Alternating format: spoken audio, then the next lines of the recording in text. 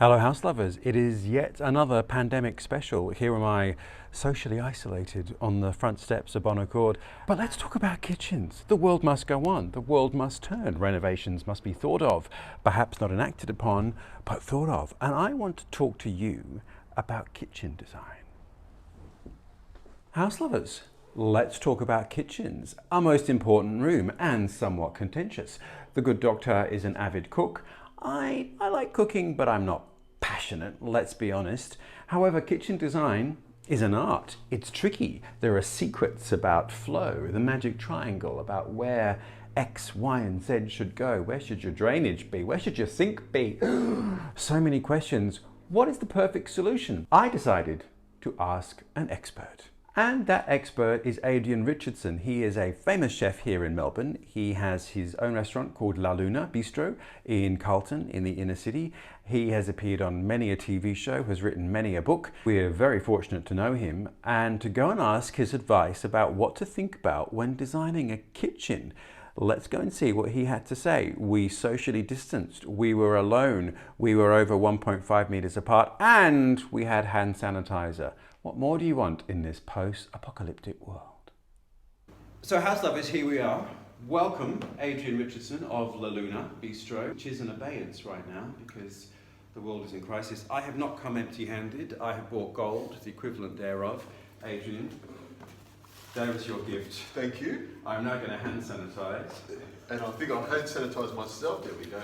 There we go. So we are practicing safe distancing. We're going to be talking about kitchen design, but first, how are you traveling as a chef with a restaurant, with staff, and with no customers? I have to say, it's one word, or it's actually two words, hyphenated, bloodbath. That's what it is. The whole hospitality world, I think, has shut down for this virus. And it's a good thing, I believe, because we need to shut it all down, get the virus over and done with, and then we can get back on with cooking great food and serving great booze to lots of lovely people. It will be an onslaught of people rushing through the gates to chow down on great food, because the thing is, people are at home cooking their own food, and as I know, not everyone is a great cook. Adrian, we won't talk about that. We're going to talk about kitchens. We are at the early stages of that, and I thought, who better to come and talk to than your good self? I imagine people are a little nervous having you coming to their house if they're cooking. When you look at a kitchen, what do you look for? One of the things that I like in a kitchen, I like bench space. Yeah. I like to have space to put things down. If you're going to make some pasta, you need plenty of space to, attach the machine, roll it out, spread plenty of flour around. Yeah. That to me is really, really important. Yeah. Lots of storage space to put your equipment away in. Yeah. They're things that I'd initially look at. We're at the bar at La Luna because we might be turning to drink at any minute. Adrian is. He's drowning his sorrows. We are 1.5 metres away from each other, FYI. What would you say is a good average bench space to consider? Look, I'd say 2.4 metres, and if you can get a clean space of 2 metres, I mean, that's how much space I like. Yeah. You could that's without a sink interrupting. Without a straight bench space. Yeah. I mean, storage underneath and maybe above it, and that way you can actually prepare things on it and do something else when you're actually serving meals. We call it plating up. Yeah. You can actually put your 6 or 8 plates out there. Yeah. You can put it all together and serve. If you're going to be doing dinner parties and those sorts of things, having lots of bench space is essential. I would agree, and the good doctor, who you are very aware of, is a little hung up on size matters in this case, on the size of our countertop. So that's good advice to pass on. I actually went down to Bunnings not long ago and grabbed a big piece of wood. It's about 1.8 metres long, nearly a metre wide. Yeah. It's wood. I oiled it and put it on top of my bench. It's the best surface to work on. Ah, well look, as we're talking of such things, chopping boards. So I'm Mr. Organic, I like a natural material. Do you cut on plastic boards or do you cut on timber? What would you do?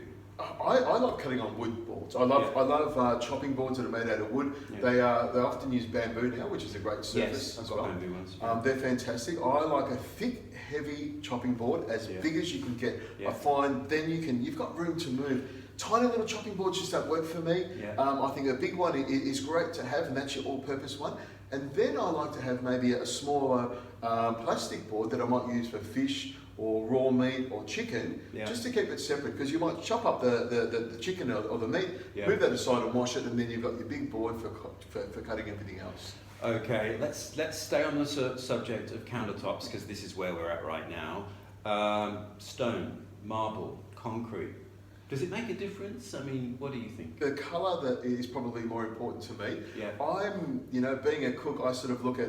I know that someone's going to chip it one day. Someone's Yes. going to hit it with a Drop an iron pan. Exactly, a cleaver or put something hot on it. So I'm always trying to think. Wood is very forgiving in that respect. Okay. However, it gets dirty quickly, and you need to maintain it. But I suppose for a domestic kitchen, I personally like the darker colours, Yeah. the darker earthy colours, dark browns Yeah. and the blacks and those sorts of things.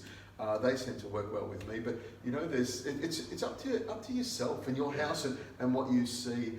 You could very easily have a beautiful marble bench and then put a big wooden chopping board on it that protects it and you can cut away. Excellent. But let's backtrack. Wooden countertops then, you were just talking about cleaning. How would you seal it? Would you oil it so you can kind of scrub it, or is it sealed with like a varnish, a polish? The board that I've got on top of my bench Yeah. that I use for chopping and preparing, olive oil. I scrubbed it down with warm soapy the water. Italian way. Exactly, warm soapy water, and then lots of olive oil over it. Yeah. Rubbed it in, let it set, put some more olive oil on it, and then rubbed it in, and then it's ready to go. And then every couple of days, after you use it, you give it a bit of a scrub down. Yeah. And every week or so, you put a little bit of oil on it, wipe it in there, Yeah. let it sit overnight, and it's beautiful the next day. There you go. There's my tip. Bench tips from Adrian. Okay, house lovers, I think we have to stop. Adrian, press pause right there. There is so much that he's shared with us, which is very generous of him. And in fact, there is so much that he shared. What I'm going to do, because this is our pandemic special, is space it out over 3 videos because he shared a lot and there's lots to remember. I feel we need to recap some of his points. Firstly, bench length. Size matters, and Adrian was suggesting at least 2 to 2.4 meters of bench length, uninterrupted by sinks with storage underneath. We are at the pointy end of designing our kitchen, so that is great intel. The second thing he had insight on, which I think is interesting, is what you actually make the surface of your benchtop from. Ultimately, it doesn't matter. It's really about the aesthetic and the color that you can then lay on top of it an enormous chopping board, which you can actually just use a piece of timber for, which I thought was a great idea, and I hadn't thought of that, which we might actually use here at Bon Accord, because we are in, if you remember, the old kitchen room with the fabulous floor. Let me just reset the camera. Technical stuff. But now, where were we? All right, bench tops covered, materiality covered, chopping boards covered, and how to treat them with olive oil. And I love that idea of slopping olive oil all the way along it and just cleaning it from time to time. Very natural. Very happy with that. All right, let me press pause. As I said, wish you farewell, and I hope all is well in your Corona land, however you're managing, whatever you're doing, because next week I'm going to put together another bit of Adrian's segment when we talk about the actual kitchen design and look at his kitchen in La Luna Bistro here in Melbourne. So house lovers, until then, take care. Ant-Man signing off.